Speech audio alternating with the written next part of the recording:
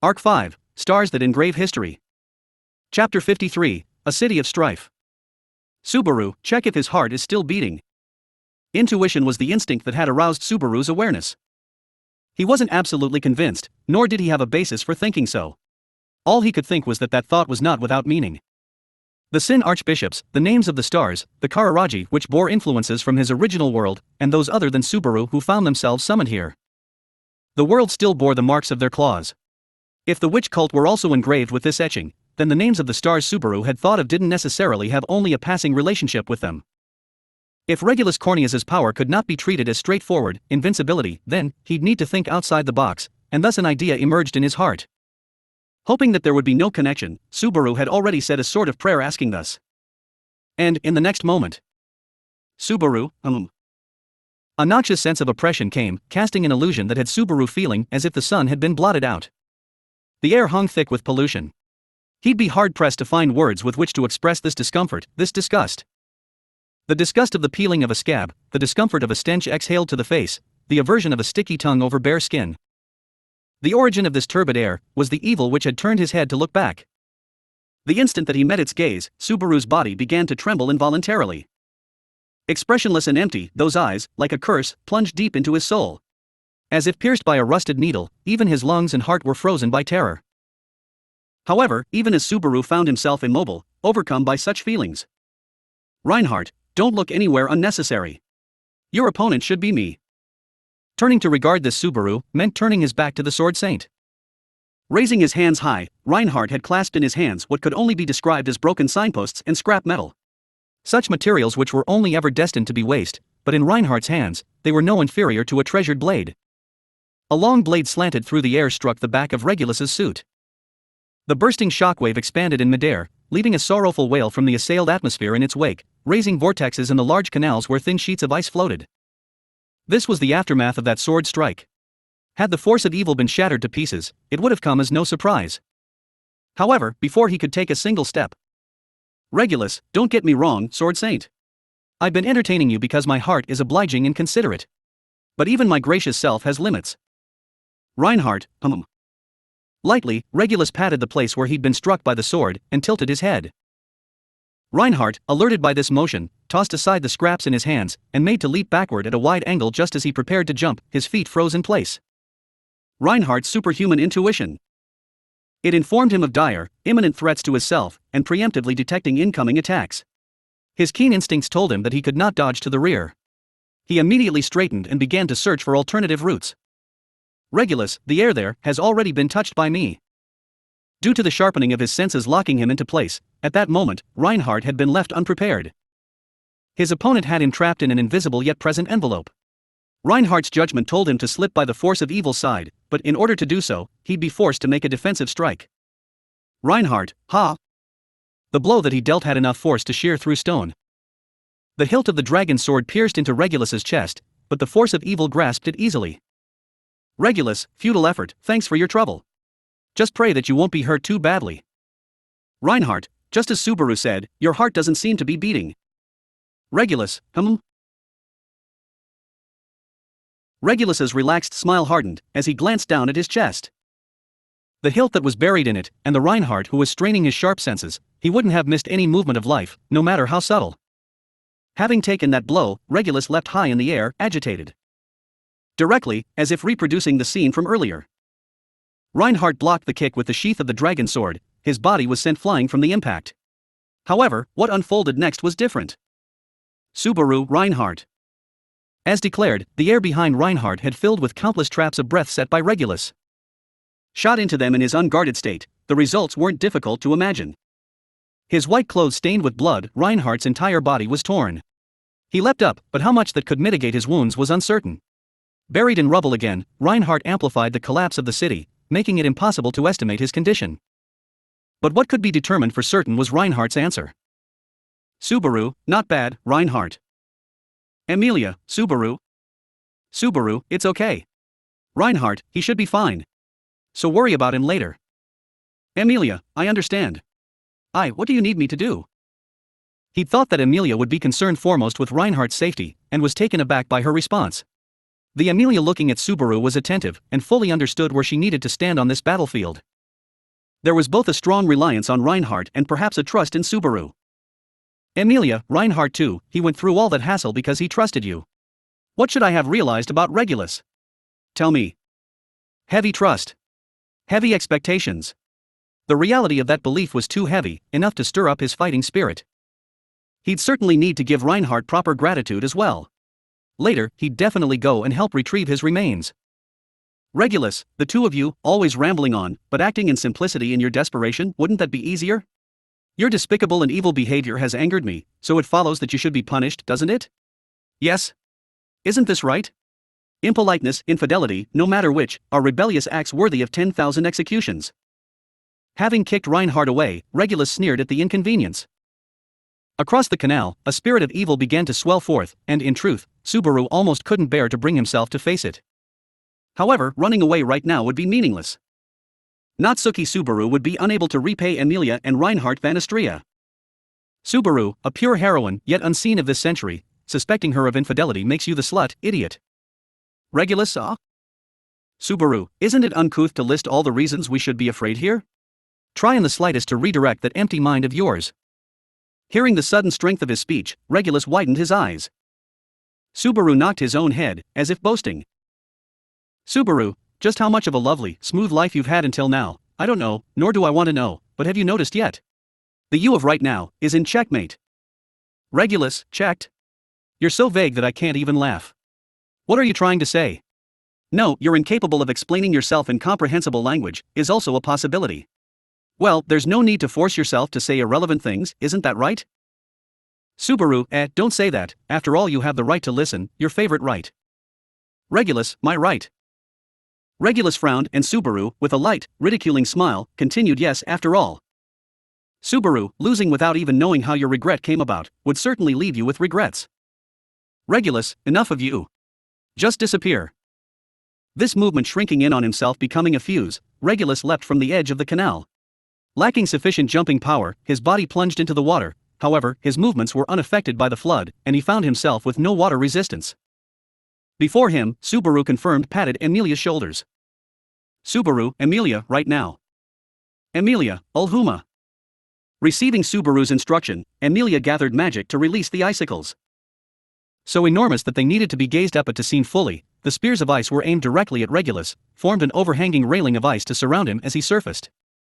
Regulus, I'd actually thought you'd try something, but no matter what you do, it's futile. Looks like no matter how many times you're taught, you'll never learn.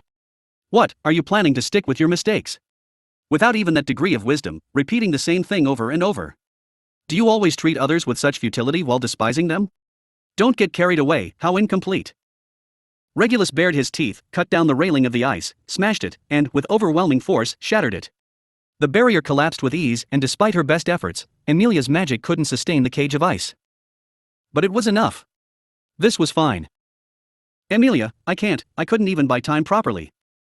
Subaru, that's not right, Emilia-tan. Seeing the ineffectiveness of her power, Emilia wore a gloomy face, but Subaru shook his head. A look from a different angle. This had been enough to accomplish Subaru's purpose. Subaru, that man's character is insidious. He can't help but crush what he despises. Even if it's unnecessary to destroy whatever obstacle he's facing, he can't feel that he's won without shattering it completely. Singing ballads to fulfillment, spouting his self-satisfying rhetoric was Regulus. The pitiable nature of his heart, the scarcity of his tolerance, and the volume of his vanity were plain to see. Subaru, in the first place, there was no need for him to break through the obstacle. But he took that superfluous action. Even a second, even a millisecond, is the result. Emilia, with that 1 second, can you defeat Regulus?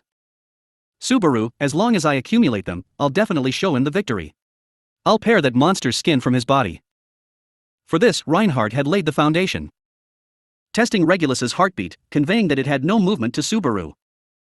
There was no heat, no heartbeat, no breath, and no outside influence from his surroundings. Although this is undoubtedly an invincibility, its essence was not undefeatable. Subaru, Emilia, over here. Subaru took Emilia's wrist and crossed the dented alleyways with her. Emilia kept pace with Subaru, as she turned back to attack Regulus with an icicle. Regulus, seeing the two flee, pursed with rage brewing in his chest. Regulus, even after all that boasting, why the hell are you running? Calling someone stupid, proclaiming that you'll kill them, just how much do you plan on making fun of me? Who the hell do you think you are? You coward. Since his physical abilities were no superior, the speed pursuing Regulus was little different from the speed of the escapees. Rather, it could be said that he was slower than Subaru. However, since he was blessed with his unrelenting composition, the ceaselessly pursuing evil would eventually catch up.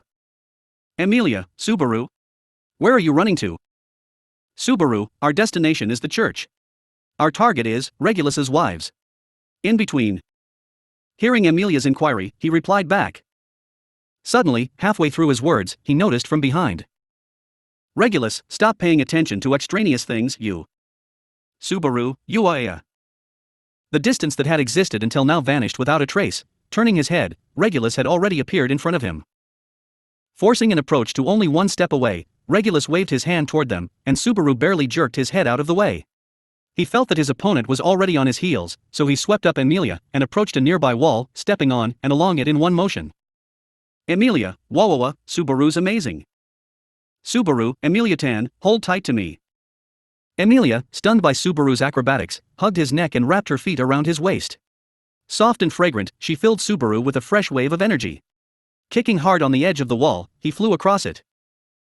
The results of his practice in parkour were revealed. Just gaining distance like this. Regulus, I've said already that your commoner's efforts are futile.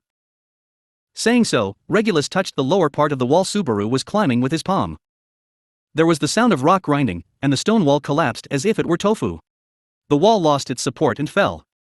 Needless to say, the same happened to those climbing on the wall. Subaru, Yua. In the process of falling, he yanked out his whip and flicked it without any real direction. The front end hooked onto something, and Subaru forcefully pulled his body upward. With a swing of his foot, he gave a hard kick the moment he touched the wall. Combined with the force of the reaction, the centrifugal force generated by the whip allows his body to be thrown further and further, achieving an amazing climb with Emilia still on his back. At a closer glance, the two of them had arrived at a warehouse that had already lost almost half of its volume. Subaru crashed onto the balcony that protruded from the eaves and looked at his palm. Subaru, wow, I didn't expect to achieve a brute force escape. Emilia, Subaru. In short, we just have to get to the church. The direction is.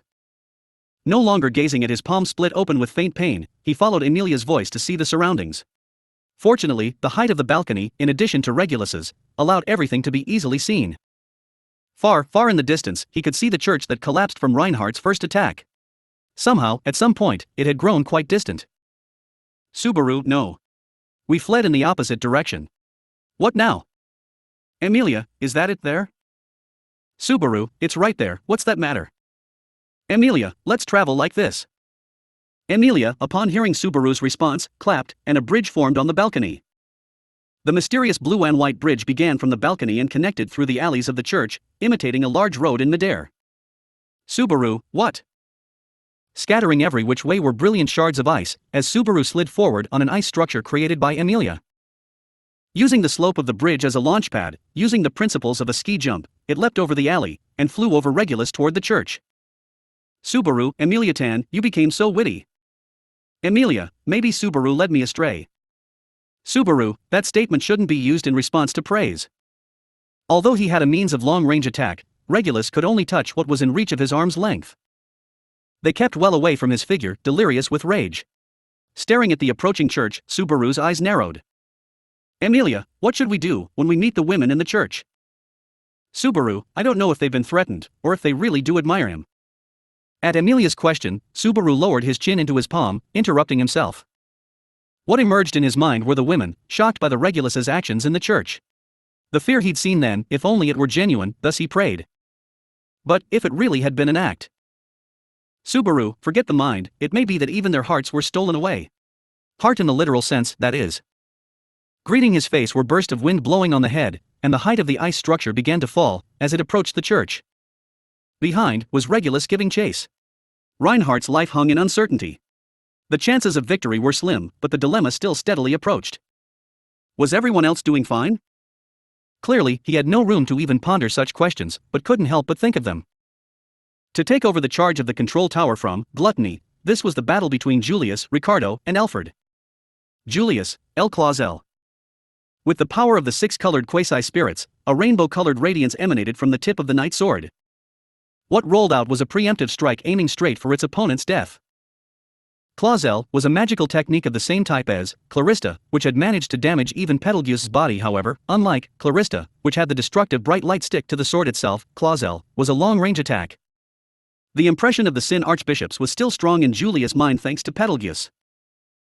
The feeling which Julius got while fighting the madman, the Sin Archbishop of Sloth, a huge sinner and someone who had given great suffering to the world for a long time, was completely different from the current situation. That is, the fight with the current enemy is completely different. Julius Juculius, who had gotten the title of Greatest Knight, often misunderstands people due to their behavior, but he believes in this so-called theory that all human nature is ultimately good. He believes that all human action is up to interpretation, but there are some things which humanity must think about, like the influence of one party's actions over the others. Then, for Julius, the Sin Archbishop named Betelgeuse Romane Conti, and his self-conscious dolls, the witch cultists, were all too overwhelming. Someone who can't understand that, who disregards hard work and efforts of others, will inevitably become an enemy for him. For Julius, the worst done by the witch cult to him was to harm his knightliness. No hidden tricks, no trump cards saved for the last. From the very beginning, Julius did not hesitate to cut down those devils. An extraordinary technique that simultaneously handled all 6 colors of magic with the help of 6 quasi-spirits. Not even the slightest of mismatch of magical power was allowed. This was established only after the bonding of the quasi-spirits, thanks to the efforts and talent of the genius spirit user named Julius. This was not the exact same thing as what Roswell L. Mathers could do, who sat at the pinnacle of magic. This had been created by Julius, and was unique to Julius. At the first look, the magic doesn't feel too scary, and the opponent gets scattered away without an opportunity to rethink subsequently. Julius had one belief in his chest, that he must prioritize blowing away the enemy rather than investigating the incompatibility between them. The extremely bright destructive light shatters the stone pavement and preys upon both the arms of a small shadow. Long dark brown hair, dirty rags, dull shining daggers, get swallowed up by the shine of the rainbow light. Roy, this is surely something Nii-Sama didn't expect. He has a weakness of turning away your eyes from what he doesn't want to see, doesn't he? Ricardo, what? As he collapsed onto the ground, Alfred's muttering voice could be heard. The blasphemer, with his long tongue hanging outside, kicked the ground with a posture low enough that it could almost be said that he was lying on the ground. The speed of the bright light will never be late enough to not reach its opponent. In order to avoid this approaching arrow, you would need a physical ability comparable to that of Reinhardt or Roy. We admired you, Nii-Sama. Nii-Sama, who hates to show his hard work to others, would use such devilish skills in desperation. How would we not know that, Sue? Julius, what are you saying? Roy, thinking we wouldn't know, Julius Nii-Sama is truly innocent. But we love that part of you, Tsu. Jaya ha ha ha Tsu. Alfred jumps around the ground and avoids the magic, with a movement that suggested that he already knew that trump card would be used. Ricardo subsequently runs to strike Alfred, who had escaped the magic, but that pursuit too was a move which he had anticipated. Ricardo plunges into him in front of the river, as daggers collide and sparks scatter. Ricardo was overwhelmingly superior in strength.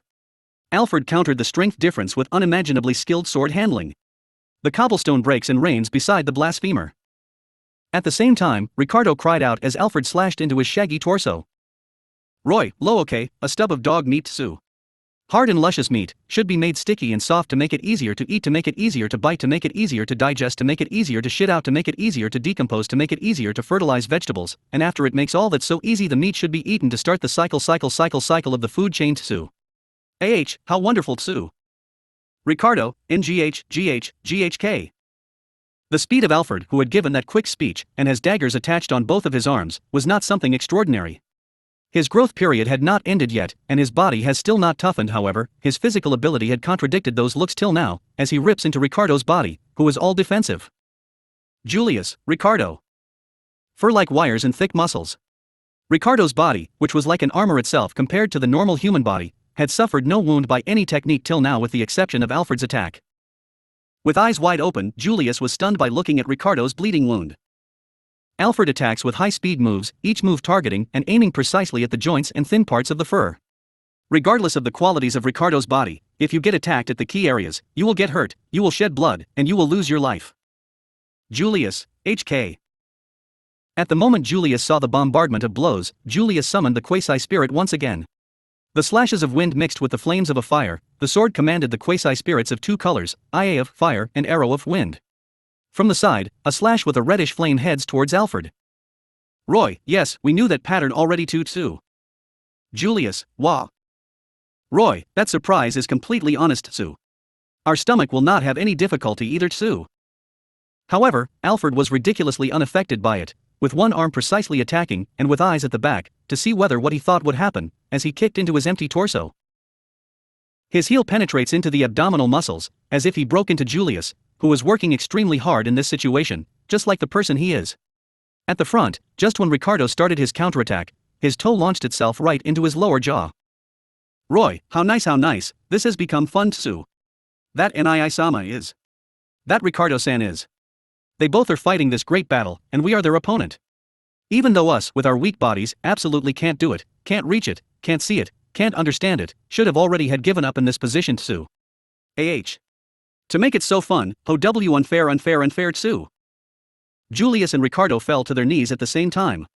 Alfred, who stops their pursuit, repeatedly somersaults on the stone pavement, as if to keep the two under pressure. They must take his incredible skill and childlike brutality under consideration.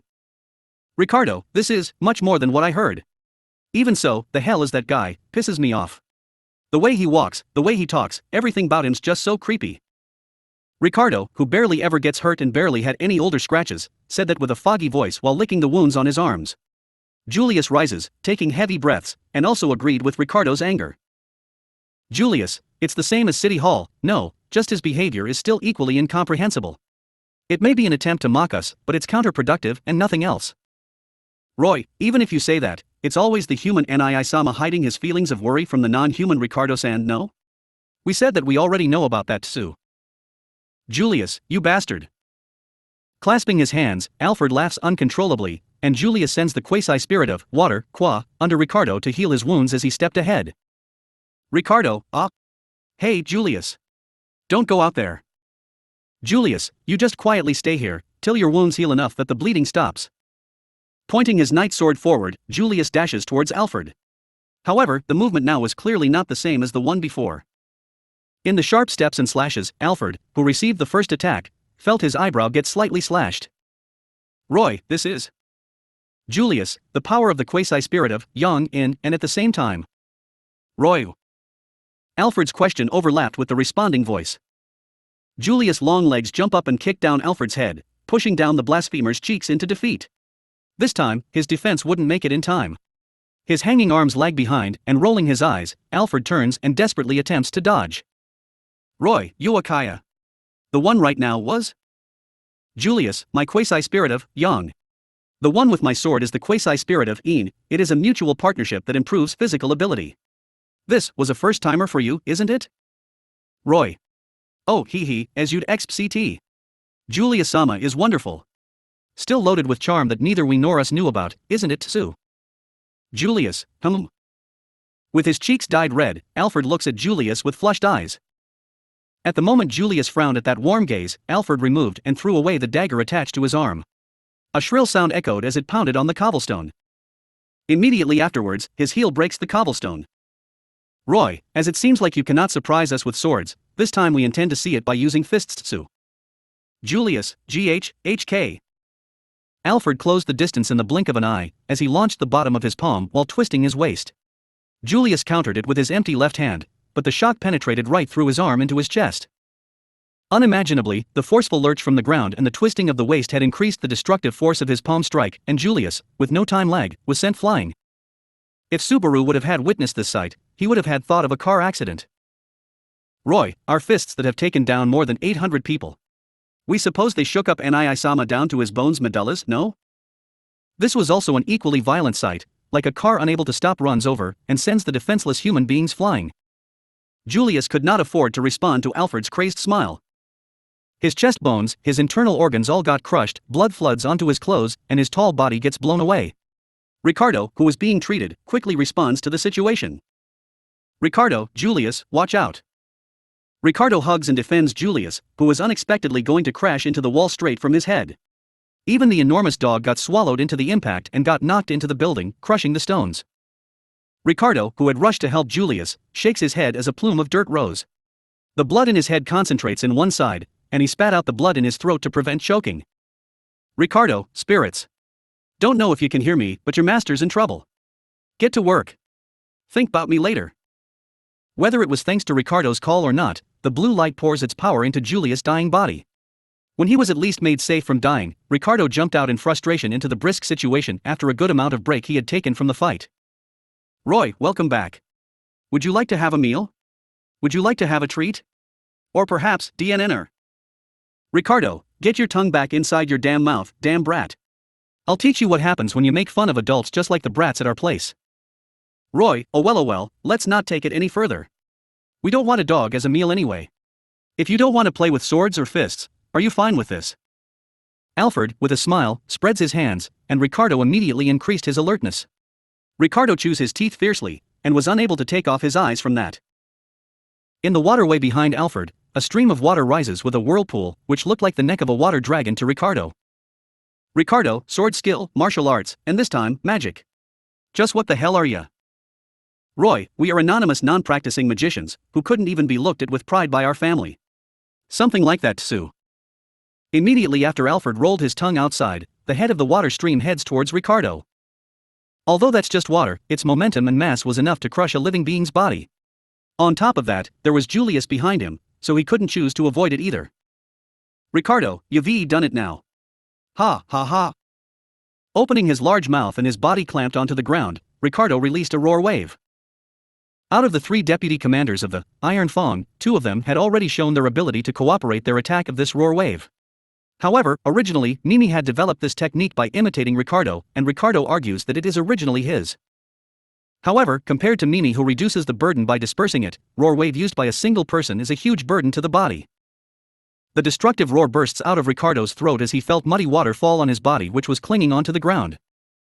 Roy, wow, amazing, Sue. Unable to hear the voice of admiration, Ricardo's roar wave crashes into the stream of muddy water. The wave collides right from the front, and splashes the water away, and the water with a mass of several tons scatters and evaporates into mist. After a few seconds, the destroyed muddy stream hits the plaza like rain, flooding the stone pavement, and sends the leaning Ricardo crashing down. Ricardo, that sure was something, even the edge of my mouth got a bit cut, huh? The residual damage itself left Ricardo blank for a long time, which further burdened him after the roar wave. Breathing on his shoulder, Ricardo, however, still managed to get up because of his feelings. Alfred was completely unaffected, without showing any signs of exhaustion, he was just dancing there. Roy, amazing, Sue. It's been a while since we have seen someone endure that. So long that there is not a trace of it in either ours or our memory. How nice, quite nice, pretty nice, maybe it is nice, isn't it nice, possibly it is nice, perhaps it is nice, probably it is nice, because it is probably nice, Sue. Your repetitive speech ends here. Roy, whelp, it's Nii-sama's grand return. Scarily, cutely, enviably. In front of Alfred, who shook his head, Julius was standing next to Ricardo. His face was pale, and his night uniform was dyed in blood. His breath was even faintly stuttering, and it was completely impossible to say that he was in his top shape. Although that cannot be said. Julius, thanks for the help, Ricardo. Ricardo, I sure did help ya. I'll have you report my efforts properly to Miss, so that I get that temporary bonus. Julius, about that, I assure you that you can feel absolutely unworried about that from my side. Grabbing his knight sword, Julius tapped on Ricardo's shoulder and subsequently glanced at Alfred. Sensing that gaze, the blasphemer smiled, with dyed cheeks, and twisted his lips irritatingly. His facial expressions, actions, even his way of fighting, were all packed with a sense of creepiness and spook. Or perhaps, that itself was related to his authority of gluttony. Julius, with such prowess in using swords, martial arts, and even magic, why did you align with evil? That power could have had been put to use for something else, something better. Roy, somewhere else, huh? Giving some examples, what would Nii-sama consider in that? Nii-sama, even his way of addressing was unsettling. Every time Alfred's tongue touches it, every time he says that with a flamboyant tone and stuck-up attitude, that word loses its value for Julius. Even though he has no family members that call him that. Julius, for example, a knight. For example, a mercenary. For example, a hero. Unkempt power easily falls into the hands of evil and strength turns into forceful violence. That's why. Roy, we thought you'd say so too. We thought you'd say that, Nii-sama. We thought that the Nii-sama we know, that the Nii-sama we trust, would say that. We thought so too. Abruptly putting a halt onto the conversation, Alfred jumps and approaches Julius. He holds his knight sword vertically and slashes down that kick. As if he had plates of iron attached onto his heels, the slash fails to do any damage. Alfred sharply turns and continues his barrage of kicks from a low angle, as he swings and dances on the spot, as he further pushes Julius to make him crash into the scaffold. At his intense and strong moves, even Ricardo loses the track of his timing and becomes unable to interrupt. Roy, do you remember when we were kids? When we had gotten sick and broken down, we had asked Nii-sama whether we could bring an appa from the tree in the garden too. Julius, saying things on your own accord. Why would I remember? Stop enforcing your own arbitrary delusions onto others. Roy, us and Nii-sama were still small, and Nii-sama first said that it was impossible, told us to give up Tsu. Do you remember? Don't you remember? But we, just because Nii-sama had tried to stop us, ended up wanting that appa even more Tsu. When we had done what Nii-sama said was impossible, we thought that we did an amazing job. Our confidence increased. We really thought the tea. Julius, what are you saying? I am unaware of any such thing, unaware. Julius accepts his kicks, his heel, his round kick, his straight kick, his high jump kick, his somersault, his backspin kick with his knight sword. His arms were numb, his internal organs were scarred with pain, and he could feel the taste of blood in his mouth. No, it was different from the taste of pure blood, as this was his blood mixed with vomit. He bit his lips. He, just now, for some reason. He could not help but listen carefully to Alfred's delusion. Roy, because of what happened afterwards, we are Tsu. We are Tsu. Nii-sama is Tsu. Julius, HK. Roy, we always thought about it Tsu. We always felt it Tsu. That it was different. That it was just some luggage Tsu. How that used to be. How's that now? What a nice feeling. So it was such a feeling. This feels so nice. We finally get it. Julius, I know absolutely nothing about you. Julius got pushed into becoming more and more violent. Holding back his knight sword with immense strength, he tries to attack whenever he found a gap in Alfred's position. Striking down, piercing into, kicking in, pounding, entangling, dodging. A slash dyed with anger and hostility cuts through the air, and Alfred's hair, which were too late to avoid it, get slashed off and fall to the ground. Even still, it was not just the slash which should be paid attention to. Julius, IA. Qua. Arrow. Ik. Ness. In. With the names of the quasi-spirits called out, they started spinning like a magical cast, and they were the spirits contracted with the spirit knight. With their names called out, the 6 colors of the quasi-spirits increase in radiance, turning the mere affirmation of their existence into a powerful force and pouring it all onto the opponent of their knight. The 6 colored lights surround Alfred from all 6 directions, blocking any path to escape. Julius, with this, it ends. Julius had firm belief in his victory as Alfred could no longer escape. The power pushes straight through the middle of Alfred's chest. Roy, palm of the fist king. The dark palm in front of his chest collides with the knight sword in between and crushes it into pieces. Debris scatters and the deadly stab loses its effectiveness. However, there was still the magic that was left. Roy, magic. An unexpected and confusing magical power swells up behind Alfred and slashes down all 6 of the approaching magic. The magic of one color clashes with the magic of that same color, and all magic gets cancelled out. Finally, the eyes of Julius, who had supposedly sealed this attack's victory, open. Roy, snake of the twin swords. Alfred's toes toss up a dagger which he was supposed to have had thrown away. It got pushed into this place by Julius' attack. Receiving the spinning blades with both of his hands, Alfred's body rotates. A storm of slashes blew up, and Julius used just his broken knight sword. Roy, Nii-sama threw that appa out.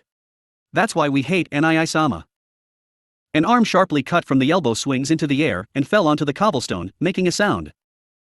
Chapter 54, Combat Power of Non-Combatants. Gluttony, Tsu. Before the nightmare that stood in front, Otto could not help but have cold sweat run down his back. The opponent who identified as a Sin Archbishop the name of Gluttony had already been heard by Otto. However, that name was Otto. From what I heard, the name of the Sin Archbishop of Gluttony was supposed to be Roy Alfred though. Arir, you have already met us before meeting us? If so, then, Oni-san, to be left uneaten and coming out normally is quite impressive indeed. Especially when a knighting is a treat for Roy of bizarre eating. The boy, who claimed to be Lay Baton-Katos, smiled and laughed at Otto's question. Hearing that laughter, Otto knew that his terrible idea was affirmed. There are 2 Sin Archbishops of Gluttony. Otto, no, to be accurate, at least 2 of them. Lay and Roy, rather, the duo of Baton-Katos and Alfred? At worst, it may be necessary to assume that they were a nightmare like the great rabbit of the myriads. Julius and Ricardo were supposed to go and capture Gluttony's control tower, but if the one waiting there wasn't alone, then, rather than a tough struggle, it would be an inevitable defeat. Hey! Is this the time to talk and get along with that bastard? This isn't the time for all that. Otto had the nerves of his guts seemingly sharpened, accompanying a burning sensation on his forehead. What interrupted his thoughts at that moment was an extremely feminine voice. Of course, Otto also noticed the owner of that voice. Because he had noticed that there were puzzles as well. Otto, why is Felt-sama here? I'm sure Reinhardtsen told you to stay quietly in an evacuation center. Felt, when the city is in this condition, as if I would ignore that and go and sit in a small corner of the evacuation center. The girl with blonde hair and red eyes said bravely. A person who stood out, with there being no possibility of mistaking her for someone else, that's who Felt was. Otto, with that restlessness, what you first see after jumping out is an encounter with a Sin Archbishop, huh? Now that has happened, my defeat is inevitable because of my bad luck. Lei, you don't need to be so pessimistic, Oni-san. For us, any encounter is a spice to gourmet. We are supposed to be gluttony, but we completely understand the importance of preparation too. Baton Kato's was at the center, with Otto and Felt standing in a position that made a triangle. On the remaining vertice stood another figure with whom Otto seemed to be familiar. Otto, I am happy to see you again, Kiritaka-san. Kiritaka, quiet voice with dead eyes and unable to take things obediently, Koen. I don't understand the feeling though. The figure of Kiritaka, who was covered in thin bandages and was in pain, stood in front of Otto. Despite his presence, Otto was not rejoicing at seeing him. When Otto escaped the headquarters of Muse Company, he ran into Gluttony, making his fate uncertain. He is happy to have had survived that, but the actors on the current stage still made things uncertain. And that is, Otto, along with Felt and Kiritaka, got the same thought at the same time. Proper combatants were needed here. Otto, there are 3 groups, all of which are non-combatants, who have encountered a main force among the enemy. What a bad joke this is. Please just stop. Felt, I don't think that my allies would be coming anytime soon. Right back at you and Ai-chan, you rely on just yourself too much. Felt told Otto. Otto, as well, could not make any excuses at this point. Behind Felt is a humongous-looking servant who wore a tough appearance. Kiritaka also had some members of the White Dragon's scales with him. It was only Otto who was alone. Lei, we're saying that it will be the same no matter how many people you gather. If it's you guys, then this thirst of ours can never be healed too. Where are you? We're looking for you. We want to meet you. Let us meet you. Otto and the others were surrounded by pessimism regarding their fighting strength, but Baton Kato's arbitrarily displayed his selfish attitude. Otto, want to meet? Just, what on earth are you saying? Otto tried to continue the conversation by picking up his words. On the margin of Baton Kato's reasonability. If it came down to it, Otto could be knocked down in a moment. Buying even the slightest of time, there was a need to create that gap, at all costs. Lei, it would indeed be troublesome to explain it so many times, huh? We can't afford to have our mouths broken by others either too. That'd be the worst, won't that be the worst? It would be the absolute worst, wouldn't that be the worst? Isn't that the worst is what we're saying? With steep expressions, Felt and Kiritaka shook their heads at Baton Kato's words. Rather than being answered, it seemed as if they were being questioned by multiple people. And, as that conversation got unexpectedly established, Otto continued to stare as he was unable to talk to Gluttony. But still Otto, with his divine protection of soul language, could talk to even those beings which could not possibly have a human's will. Let's negotiate. No matter what the challenge may be, it would still be better than the problem Subaru was surrounded by. Please, lend me your strength, Natsuki-san. Otto, by saying that, I might actually become stronger. Please, try and talk to me. The one which was mentioned in the request, could it perhaps be that you are talking about the artificial spirit? Quite a dangerous step. That choice of words, that stubborn tone could easily ignite Baton Kato's fuse. But Baton Kato swung his head. When the young boy received Otto's words with the intention of responding to the conversation, he laughed joyfully. Lei, who we want to know is only one. The one who did the broadcast from earlier. The hero who did it is the one we are searching for. I take back those words. After all, Subaru did not lend me his power, and neither do I want to lend away his name. Lei, that beloved hero seems to have come to cast his judgment upon us. This small chest is hurting in search of high-end Tsu. Otto, the coming of a person of such a troublesome nature, can he even manage to do anything at all, that person? If he was really here, keep on aiming, is what he would have had said, but there is no point in citing curses on part those who aren't present here in the first place. At Otto's reaction, Felt frowned. Felt, I told you that you will only waste time by talking. Who is going to sell away their family anyway? Even for my merciless self, there are no doubts in that, except for Reinhardt, I'm not sure about him. Otto, I am sorry to hear such an evaluation, but I won't say anything because I saw Felt-sama captured in that descent. The rough Felt did not say a word which answered Baton Kato's query. The same went for Kiritaka. Both of them immediately knew that Baton Kato's request was Subaru, and immediately discarded it. That judgment was good as a person, but was undoubtedly too hasty in this situation. With this rapid exchange, Subaru ended up not being sold away. Otto, this person messed it up. This girl and the others are just impatient, and by hearing the speech of the hero you are looking for, got excited and jumped out of the evacuation center. It's all just mere impatience. Felt, who H? Kiritaka, SHH. Otto's story made Felt float on the blue line. And the one who quietened her was Kiritaka. As expected of the head merchant of the Muse Company, he immediately understood Otto's judgment. At the same time, their gaze and line of sight match. On his gaze, Otto drew in his chin. Otto, if you don't want to answer any questions, then I shall guide you to the hero. I also want my life. I demand its security, however. Lei, really? You know? You know it? The place where our hero is. The figure of our beloved hero. That weak and fragile, unable to help anything unless he is supported, that person. Otto? Yes, yes. Otto nods, as he recognizes the sense of incongruity in the spirit of Baton Kato's words. As if he knew a lot about Subaru. Calling out for his hero, and also taking such deep notice of the person named Natsuki Subaru. Otto, no, I will guide you. However, Otto got confused about it. It was regarding Subaru. It would not be surprising if 2 or 3 Sin archbishops already knew about his face. Maybe all the members should not be included after all. Greed, gluttony, lust, wrath, they were all of them. But that was all of them in the first place. Lei, you have a face that is frowning badly, Oni-san who H. Otto, there is no need for you to care so much. Rather than that, what will you do? Killing every one of us at this place, or guaranteeing the lives of everyone here and encountering the hero in return? What do you choose to do? Lei, what a nasty way of talking, you are a dealer, aren't you? Such kinds of things in which you have to use your brains, neither we nor us are good at it.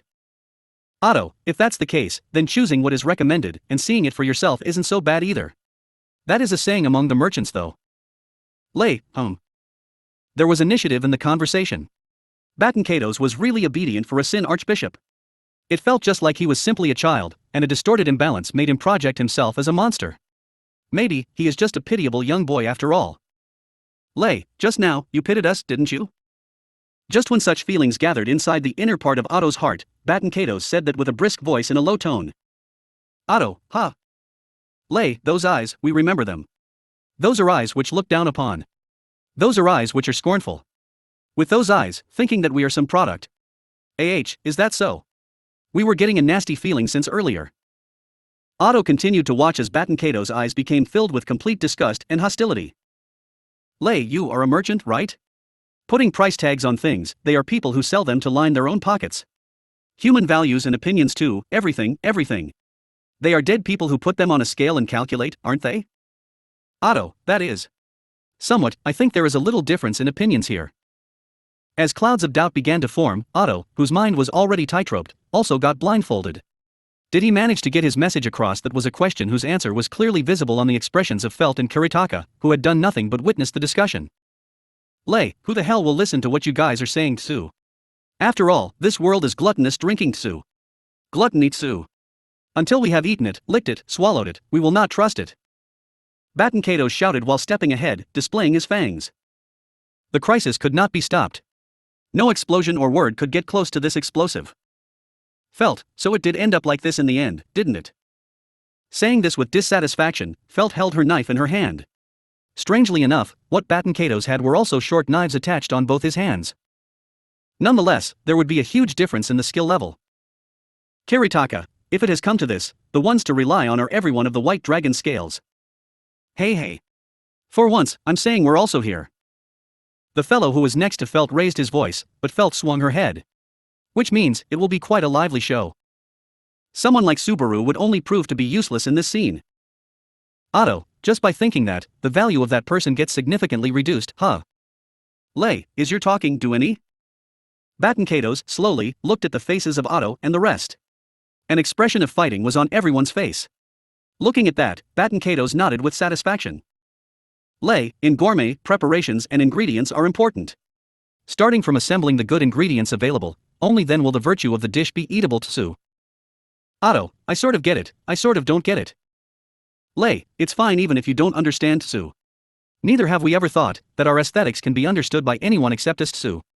No W, well then, about time. Let's eat. The conversation cemented the fate. Baton Kato's, opening his large mouth, approached Otto with a tremendously powerful jump. Otto, who was standing next to Water, pointed his finger towards the blasphemer. Otto, I am glad that the assurance has been given. Otto, this is how it is. Otto makes a high sound twice with his shoes in front of the doubtful Baton Kato's. Hearing that sound, something was drawn closer. Sue. Behind Otto, a flock of water dragons jumped out of the waterway and charged towards Baton Kato's in a single stroke. Otto had managed to brainwash the herd of water dragons, accompanied by the immense influence of the Authority of Wrath. The Authority of Wrath, with its ultra-wide range, even if it didn't cover the entire city, greatly shook the emotions of people, planting the seeds of faint spirit among the citizens, resulting in enormous disarray and suspicion. Nevertheless, the recent speech by Natsuki Subaru raised the people's morale, which was also the basis of Otto's hypothesis of using the water dragon's strength. Tsu. Baton Kato's, mid-air, could not stop the largely numbered water dragons. With their limbless and serpentine body structures and weight that was not below 100 kilos, the multiple bodies crushed Baton Kato's. As they continued glaring with their blue and white scales, their fangs continuously aimed for the crushed Baton Kato's. Hunting water dragons is cruel. With their fangs on their prey, they spin and tear the flesh apart. That small body would turn into countless pieces of meat, even without such an enormous number of water dragons. The aftermath won't be good. Due to the influence of the Authority of Wrath, the water dragons were in a strong and excited state, and were skillfully deceived by words with the divine protection of soul language. Felt, amazing. This was done by Nii-chan. Felt ran up as she rose to cheer. Despite not moving a single eyebrow seeing this cruel scene, only now does it seem that she had been moved. Otto, what I did was to give just a pinch to the water dragons. Whether it's a sin archbishop or not, he cannot win against nature. Kiritaka, possibly so, but you are a person who can do much more horrible things than what I thought. Otto, anyway, I am glad we're okay. Kiritaka-sen too, to think that you survived. Kiritaka, I did indeed get injured on my back, but White Dragon Scales, which is a famous mercenary group, helped me out with their expertise in medical treatment. However, it unquestionably looked painful. Still, what could be the reason for which Kiritaka was still on the move, even with such an injury? Understanding the meaning behind Otto's gaze, Kiritaka put his hands on his chest with a look that reeked of seriousness. Kiritaka, it is decided, isn't it? I have the position of executive in Priestella's management. I heard the broadcast, but I cannot leave everything to it. Otto, I believe that spirit is commendable, but Kiritaka, of course, there is a low possibility of me being able to fight properly and be of any help. But for once, even I should be able to do something.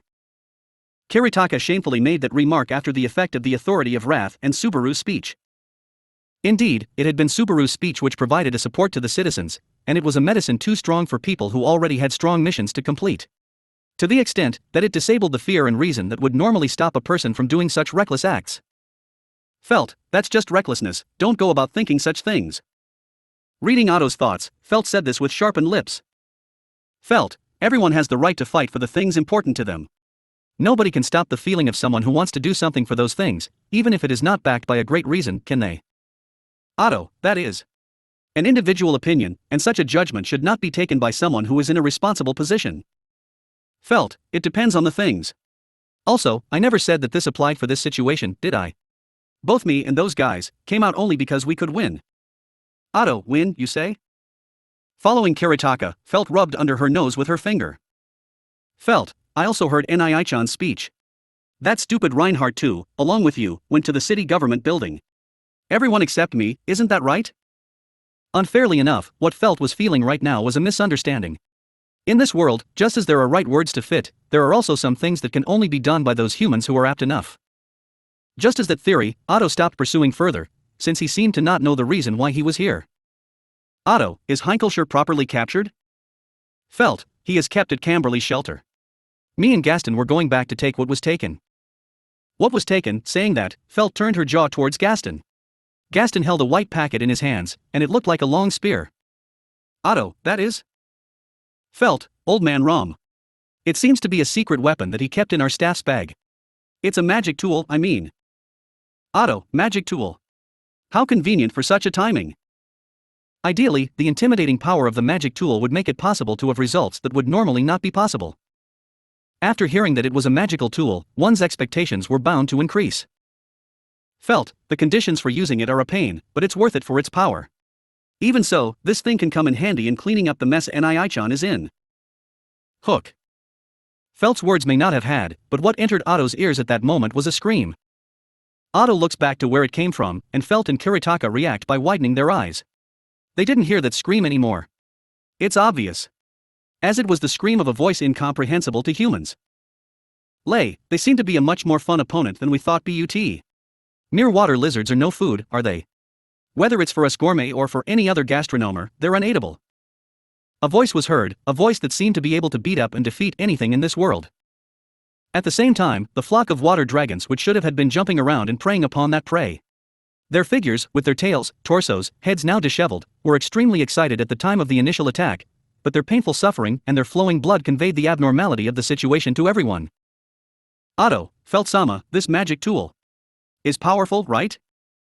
Felt, from what Old Man Rom said, even Reinhardt can't avoid it, you know. Otto, I see. That is certainly assuring. Kiritaka-san. Kiritaka, what is it? Felt, who received that answer, and Kiritaka, who had an expression of despair after seeing the water dragons. Him leaving behind the white dragon scales was still, for the non-combatant Kiritaka, very dangerous. Otto, me, Felt-sama, and every one of the white dragon scales will buy time. In that time, Kiritaka-san should go to the city government building. No, first go to the 8 evacuation center of the town. Kiritaka, go there, is there something over there? Otto, if you go there, you will understand everything. The one who can win, which Kiritaka-san will subsequently send here, is present there. Seeing Otto's determined face as he made that declaration, Kiritaka, changing his expression, nodded powerfully. He then turned back towards his guards. Kiritaka, it's just as you heard. I will, from now, just as Otto sure instructed, head for the evacuation center. I want you to stay here and fight along with them. To protect this city. Our work is to be young man's guard. That's what it's supposed to be. When did it become such a bothersome position? Kiritaka, that's wrong. Your job is not to be my guard. Help me with my purpose was the first contract. In front of the bitterly smiling faces of the white dragon scales, Kiritaka answered with a face that showed utmost seriousness. The reason why his way of addressing his way of self-reference became further polite was because the city meant much more to Kiritaka than just having a responsible position in it. Kiritaka, help me with my purpose, white dragon scales. To protect our important workplace Priestella, and let's fight to save our beloved songstress Liliana. Even though turning back would be impossible. Kiritaka, it has nothing to do with not being able to smile again, or what lies in my thoughts. I love Liliana, and I need no more reason to put my life in danger. Saying that, Kiritaka looked at Otto and Felt. At the same time, he lifted the bag he was holding in his hands. Kiritaka, without fail, let's show that we can do it. Because no one knows the navigation of this city and Liliana more than me. Felt, for a moment, I thought it was cool, but it's all disappointing in the end. Otto agreed with Felt's impression, but he did not mention it. He nodded silently, seeing Kiritaka's preparations. About time, are you prepared? The movements of the agitated water dragons had stopped, and stripped of their white eyes, they were close to dying. Through the gap in that group, Baton Katos slowly appeared. The blasphemer, shaped like a young boy, embraced his shoulders and happily asserted himself as an adversary, and glared. Wasn't that nice, that counterattack? Recklessness and braveness are different, and abandonment and persistence too are absolutely unlike. That's a face that knows about that. We're glad. Finally, you guys too, got the qualification to be taken to our dinner table. Felt, till now everything we did was just worth going into the trash can. This guy has everything messed up. Otto, whether being recognized as the enemy is good or bad is again different. Personally, I think that those who get disdained can still do a lot. Did he get this idea by being around Subaru? Or could it be that his thoughts had been influenced by Subaru? How bad would that be? Anyway. Otto, Kiritaka-san. Kiritaka, I wish for good fortune in the upcoming battle for you. Following Otto's call, Kiritaka ran to leave this place. Just one person, Baton Katos, tilted his head after seeing the figure of Kiritaka, who was trying to escape from the battlefield. Lay, just stop. After how you've gently stimulated our motivation and this feeling of hunger. Following the back of the escaping Kiritaka, Baten Kato's body jumped forward.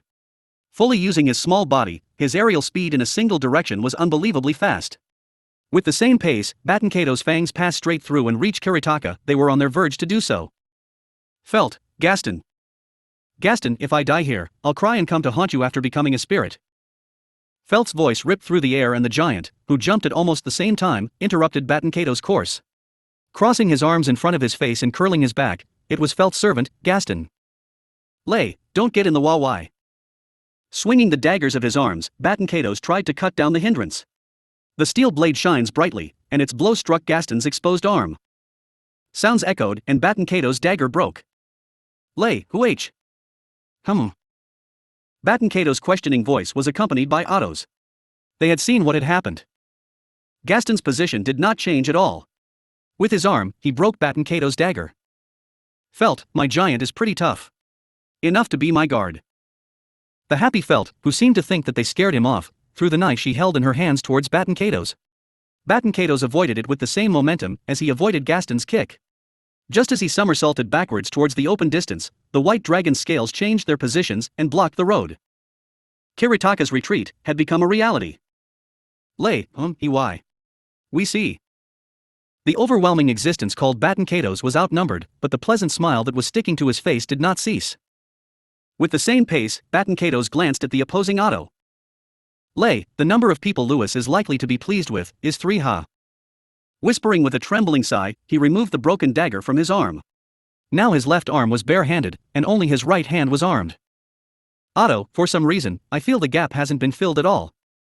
As usual, Otto's warning bell continued to respond to this, the greatest of threats. Ignoring that voice in his head, Otto looked at Felt. That unchanging face, determinedly, looked at the intense battle. Let's fight, without the option of running away. Otto, considering the amount of opportunities of fighting I have gotten in the past year, what will I even do as a merchant? The voice that spilled from that mouth did not reach anyone. Henceforth, no one noticed that the voice had a pessimistic tone, not because of the content of the words in it. End of chapters 53 through 54, A City of Strife.